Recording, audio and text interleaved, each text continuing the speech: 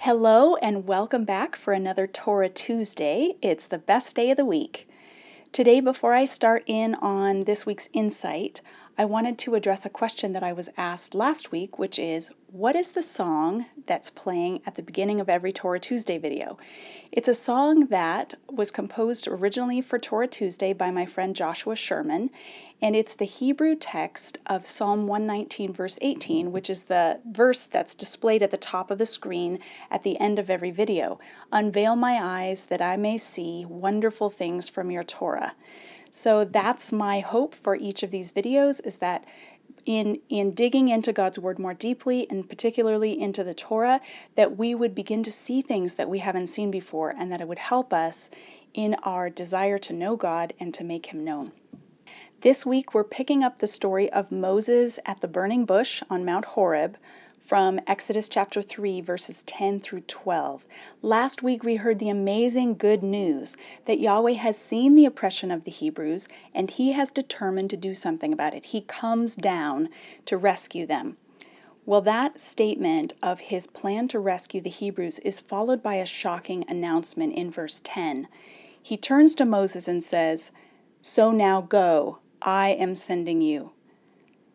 This is not what Moses was hoping to hear. It was really wonderful news that God was concerned about the Hebrews. Moses shares God's concern about the oppression they've experienced, but Moses didn't see himself as the solution to that oppression. He immediately asks God, "Who am I that I should go to Pharaoh and bring the Israelites out of Egypt?" Moses is in fact an ideal candidate for this job. He's a Hebrew who grew up in Pharaoh's household. He has 40 years experience of surviving in the wilderness.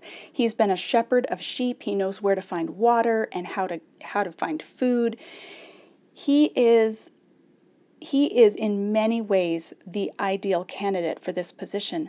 But notice that is not what God tells him. He doesn't try to give Moses a pep talk and say, "But Moses, look how qualified you are. Look at all these things I've given you and your life experiences and how they all come together to make you the perfect deliverer for the people of Israel." No, as it turns out, Moses is looking in the wrong direction.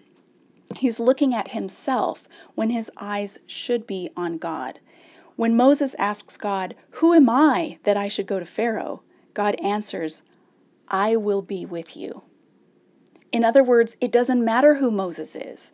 Moses' own identity, Moses' own qualifications are entirely irrelevant.